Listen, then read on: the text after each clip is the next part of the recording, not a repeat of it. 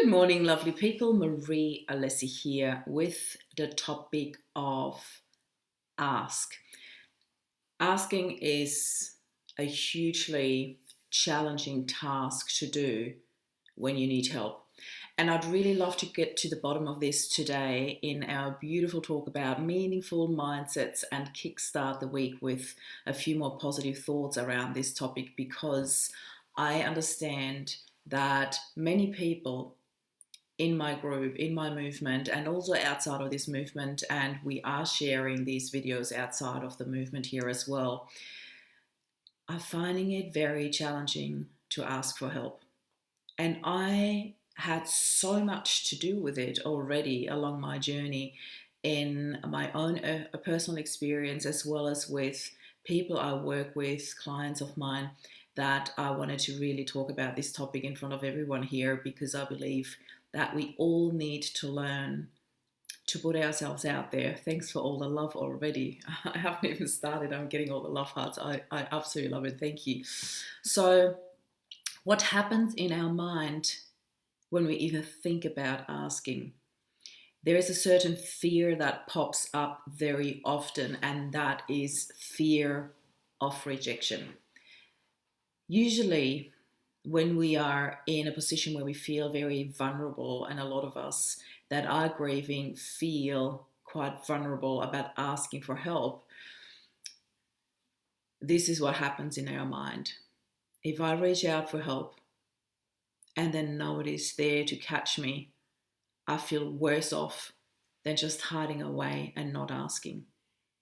That's the exact thing that's going through your mind, and you might not even think that consciously, but this is what's happening. If I reach out and nobody's there to catch me, I might feel worse off than not asking and just hiding away.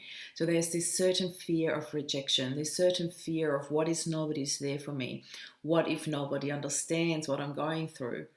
What if they don't do it in the way that I need it to be done?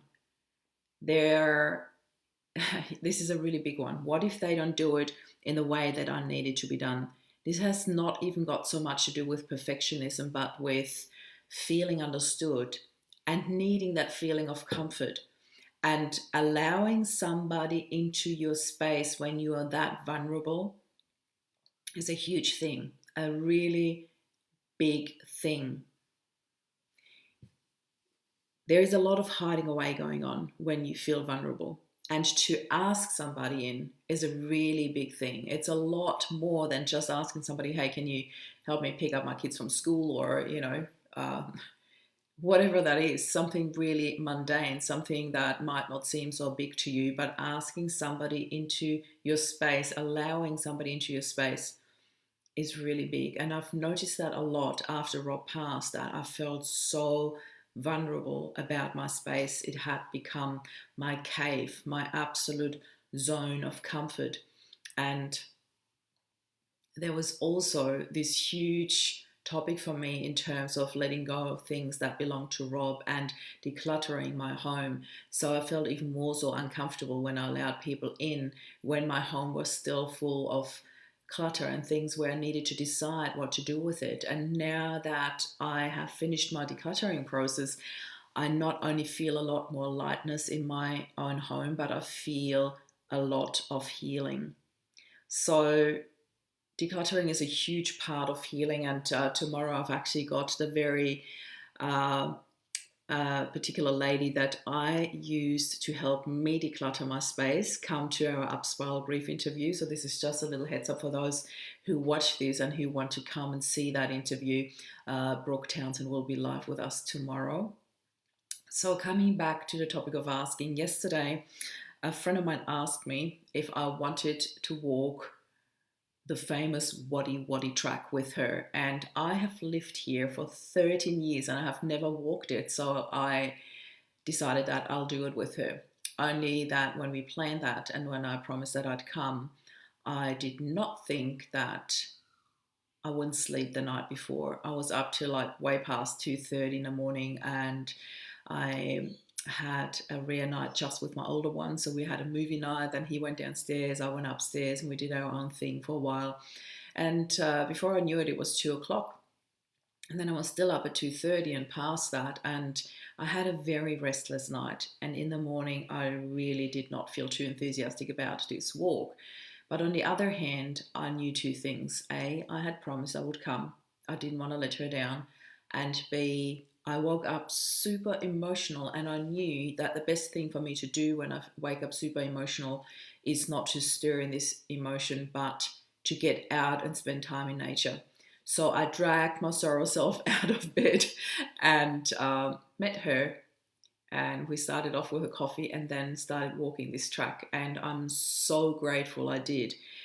When we came back down, we had this beautiful chat about exactly this, that topic of asking for help. And I shared with her, she's one of my closer circle, she's one of those people that I know I can always ask when I need something. Yet here's the thing, I said to her, when I feel really low, when I feel really emotional, when I feel um, in a space where it would be the best idea to just ask a friend to come and sit with you or just spend time with you or go out for coffee or something, I really struggle to do that. And I find it quite interesting because with what I do, I've obviously spent a lot of time looking behind the scenes and working out the subconscious um, patterns of what happens when you do or when you don't ask for help. So what I started off with beforehand was the thought process that you might be going through, some on a more conscious, others more on a subconscious level. But this, if I reach out and you're not here, I might be worse off. And I shared this perfect example last week when I was in need for help to support me through this. When my car was in a quite bad state, and I needed to think about whether I had to report it to fair trading or not. And I reached out to a friend of mine, and he was just there. He took me under his wings, and he took the whole day off just to sit with me. He had already researched a rental car for me that is still in my garage now because I still haven't got my car back. Um, he drove me around to drive my car back home, pick up the rental car from the airport, do all these things for me. And yet, before I reached out, I was highly emotional just about the thought of asking. It was this um, moment that happens all the time when we are in a vulnerable position. It is really challenging to open yourself up and ask for help. Because what if he had said no? I would have felt that rejection that, oh, somebody's not there for me. I reach out for help and somebody's not there for me. This is something really tricky and hard to deal with. I want you to understand that. I hear you because I hear that over and over again from people that they find it tricky to reach out for help. Every now and then I put a poll in my group and say, just to check in where people are at, whether they need help, where they stand with the healing journey, because I really want to support people here in this group. This is the very reason why I have this movement. And I'm always surprised how many people are not ready to accept help into their lives. And often it's things like, I don't believe that anybody can help me. So this is a very important point. I want you to pay close attention to this one. Helping you doesn't always have to be an active, come on over here and I'll help you heal or I give you tools to heal. Sometimes all we need is somebody to sit with us and just listen, or somebody to sit with us and just hold space for us. Or in my case, somebody to sit with us and do the paperwork for me while I'm sitting there drinking coffee and just be there for the answers that I need to know about my car or about the situation of my car. And I was so grateful to have this friend of mine sit next to me and literally uh, walk me through this process, be there for me. It's just something that we struggle with to accept into our lives. There is this certain fear of rejection. What if I ask and nobody's there? What if I ask and they don't do it in a way that I want to? That brings me back to this vulnerability. Our space is, for me in particular, it was my sacred cave. I didn't want anybody to come into this space. The people that I let into this space were very close to my heart, and they just knew me and got me, and were very, very few people that I allowed into my space when I was going through the most intense grieving process in my life. And those who were allowed in came in without judgment. And I truly believe that all of you have got at least one person in your life right now that you could allow in without judgment. And I strongly suggest that you make a list of those people, because when you're in a very vulnerable position, sometimes it's hard to think about who you actually want with you. And I'm one of those very lucky people. I've got a handful, I'd say at least two handful of people that I can call day and night, that would just be there for me. And yet, when I am in a vulnerable position or highly emotional, like I was yesterday, I find it hard to reach out. I find it really challenging to pick up the phone or write a text message and say, I need you right now. There is this fear of rejection. There is the what if you're not here. And I'm telling you this because I want you to understand that you are not alone in this. And I'm telling you this because I want you to understand. I've got a call coming in that is not very good. Airplane mode. There you go. Pardon me. I'm telling you this because we all need to learn to jump over this tiny little hurdle that feels really big in the moment, to step outside of ourselves and say, yes, please. Because so often there are people waiting outside the door wanting to help you. And I'm one of those always helping other people and thinking that I can do everything for everyone. And then I have to learn my own limitations, my own boundaries, my own, this is your circle that you need to be here for. These are your kids and you need to be there for them and yourself. And that is the most important part. Learn your boundaries. Learn to say no to what overwhelms you and say yes to where people want to help you. I understand that it's easier said than done, but just thinking through it, what's the worst thing that can happen? I really want you to do that. What is the worst thing that can happen when you reach out and ask for help? I'm always blown away that when I do jump over those little hurdles, my own shadow basically, and I do reach out and ask, that there's mostly a yes on the other side. 9 out of 10 cases, there is a yes waiting for me on the other side. And it's incredible what happens when you allow yourself to open up to other people, when you allow other people in. I understand too well how vulnerable that is. I do. Yet, when you think about what's the worst thing that can happen, it's most often, is that the right way of saying it? Mostly the best thing that can happen to you. Somebody being there for you. And what happens is that not only you feel better and cared for and nurtured and having somebody to walk that journey with you, however long that is, however long that task takes that you need help for, just somebody to be there for you is such a beautiful feeling. It's such a nurturing feeling, and we all need that.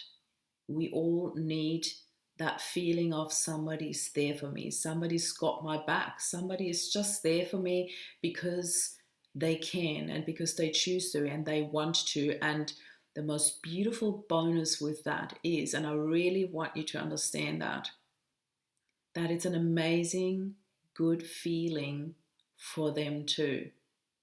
Have you ever thought about that it is actually a gift for others when you allow them into that space, when you allow them to help you? Just think about it. How good do you feel when you can help someone, when you know it's a little thing for you, but it's huge for them? They're in a vulnerable position and they don't want to reach out, yet you come into the situation where you can help them, embrace them, hug them, just help them. Would you love it? Would you do it? How freaking good does it feel when you can help other people? That's the very thing that you are depriving people from when you don't reach out. Have you ever thought about it from that perspective? That to me was a game changer.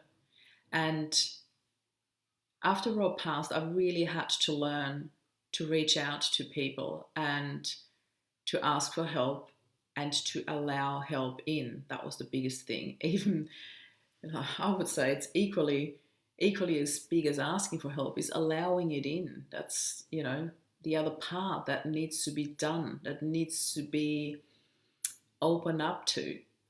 Allow it in. When you ask for help, you need to allow it in and then watch what happens with other people.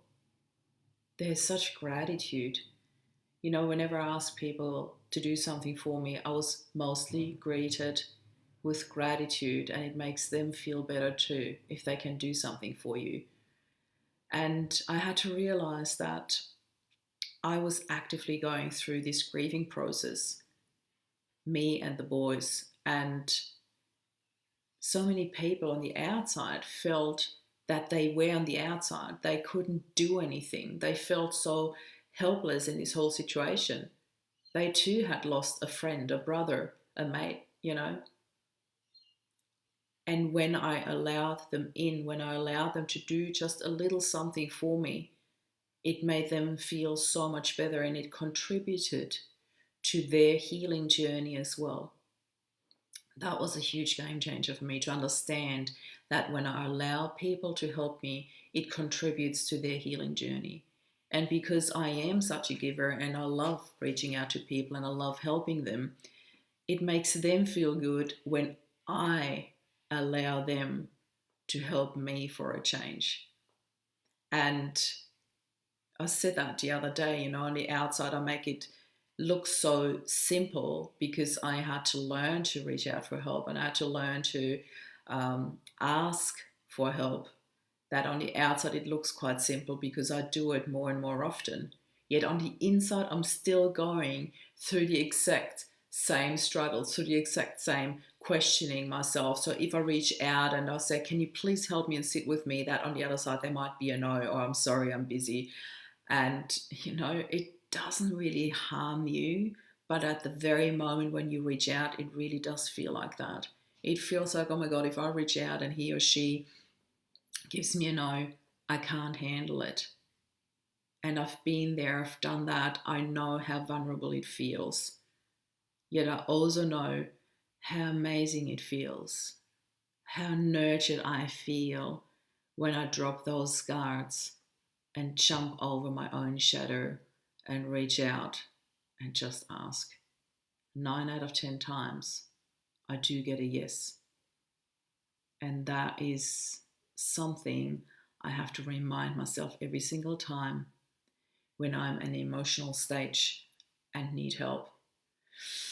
And it's coming up to the 3-year anniversary of Rob's passing, and I can feel that the emotions in our heart, in our home, are rising. I could feel the shift. I can feel the difference. I can feel it within myself. I had a little burst last night over something really stupid, and I instantly caught myself. And we sat and talked through it. We talked about our emotions over dinner, which was so beautiful. Just to be able to sit with my boys to talk about that and explain what's going on. And my little one's very much dealing with the same thing. He always feels it quite strongly. And I said, look, it's understandable what you're going through. The anniversary is coming up and I see what's happening. He's getting more and more emotional and anxious, and he's coming up with like belly aches and things like that. And I know that that is anxiety. I understand that.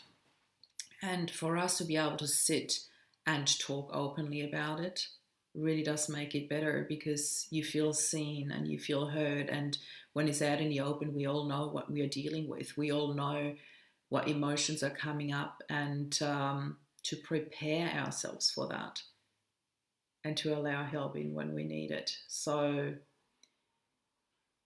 I truly would love to hear from those of you watching this here. What was your biggest challenge around asking? What is your biggest challenge? And what do you really struggle with when it comes to allowing help in? Do you relate to all of what I've shared here? Have you got something to add to that?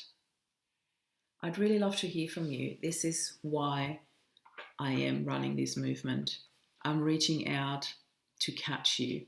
I'm reaching out to listen to you, to talk to you, and do whatever I can to help you on your healing journey.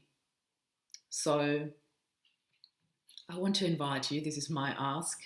If you're watching this on YouTube, click the subscribe button so you're always on top of things that are coming up in this group. I'm sending you so much love. Go out there, sit with this, and ask for help. Allow it in when you need it. Have a fantastic week ahead. This is Maria Leslie signing off. Bye for now.